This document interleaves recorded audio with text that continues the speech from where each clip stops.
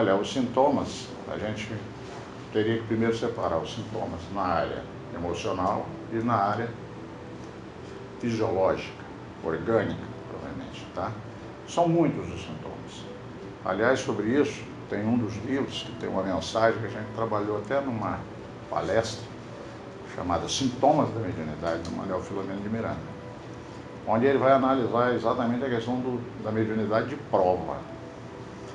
Então, quando ele fala em mediunidade de prova, a gente começa já a ter que explicar o que é mediunidade de prova. É aquela que convida o indivíduo a resgates aflitivos. Então, o indivíduo ele vem com a mediunidade, tá?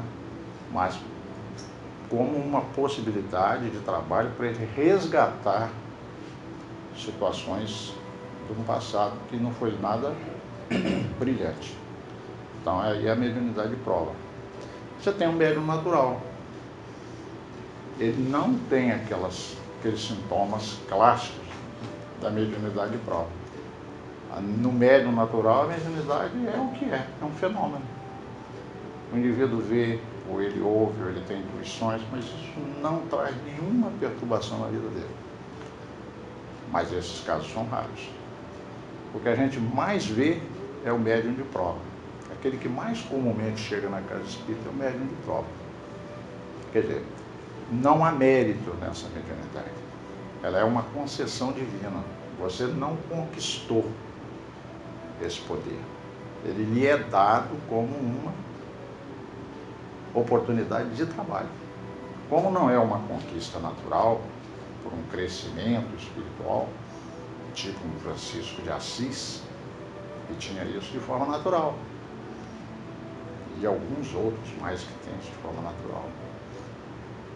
Como não se trata disso, é na verdade alguém que criou problemas graves no passado, se comprometeu com várias dificuldades, às vezes crimes, coisas assim, e traz a mediunidade como uma oportunidade de trabalho, ela não eclode normalmente de forma tranquila.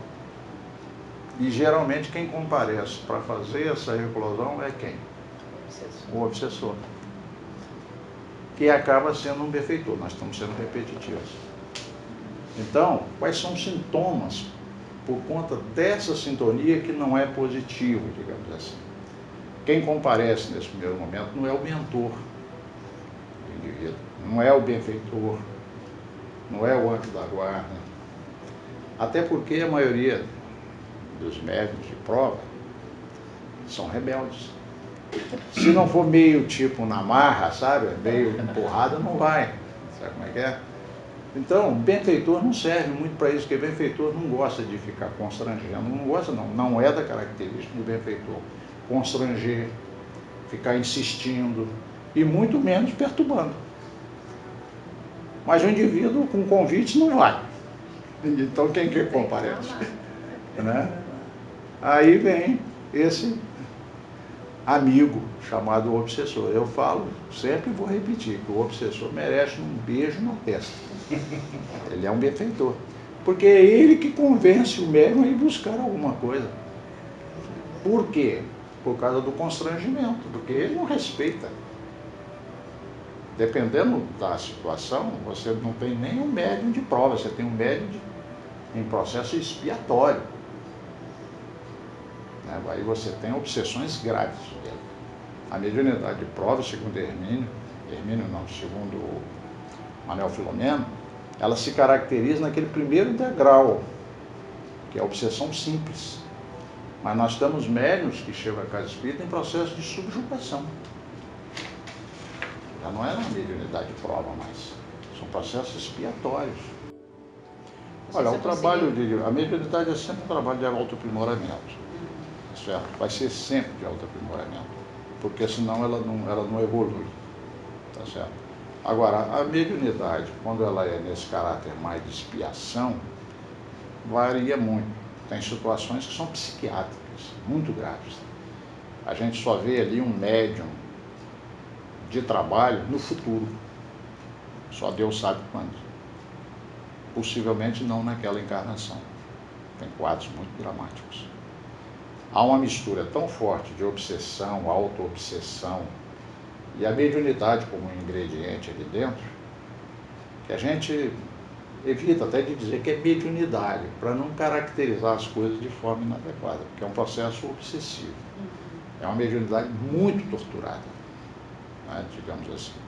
Então ali, a não ser, porque nunca existe uma regra rígida, a não ser que seja algo, uma pessoa de um caráter já de alguma condição excepcional, né, a maioria dessas pessoas não conseguem fazer, né, esse campo de equilíbrio para poder chegar a transformar aquilo numa tarefa por enquanto.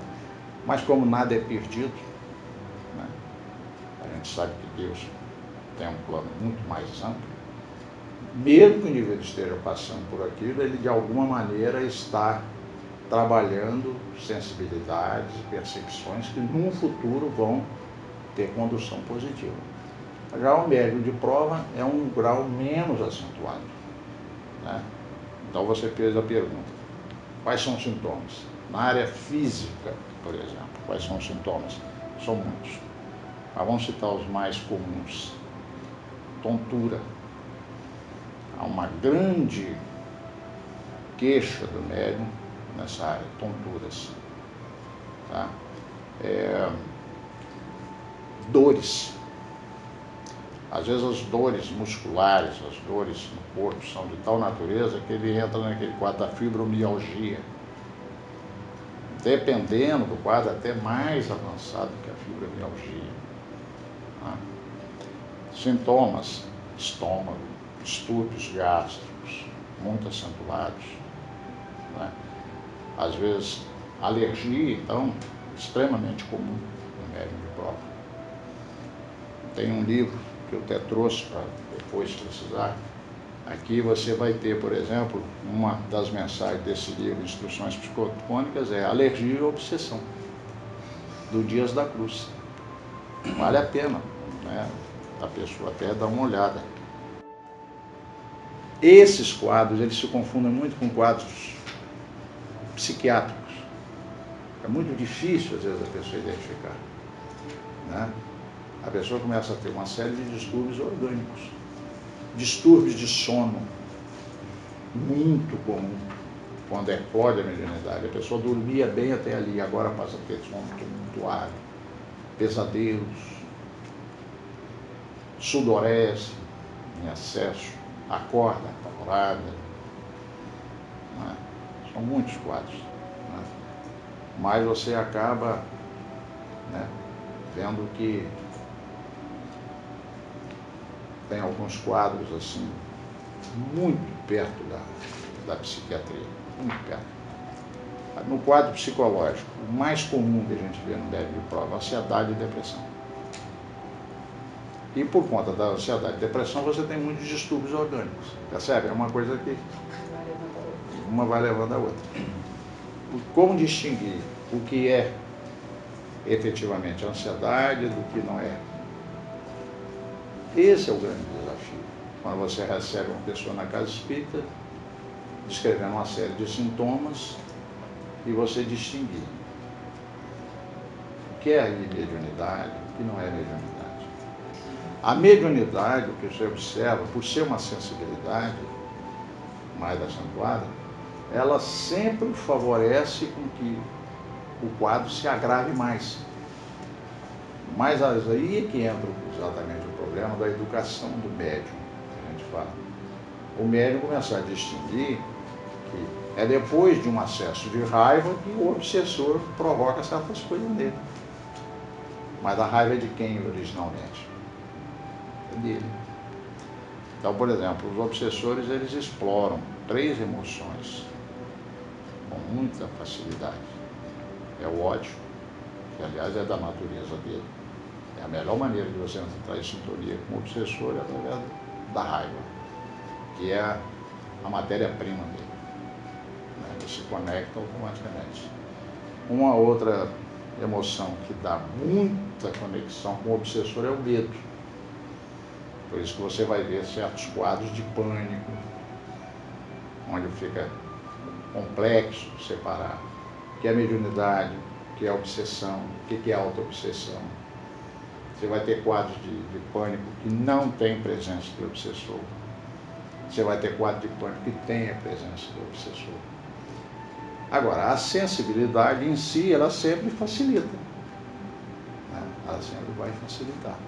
Por isso que as pessoas, de maneira assim, meio, às vezes, inadequada, vão botando a culpa toda na mediunidade. Fala, não, gente, mediunidade não é doença. Mediunidade é uma faculdade.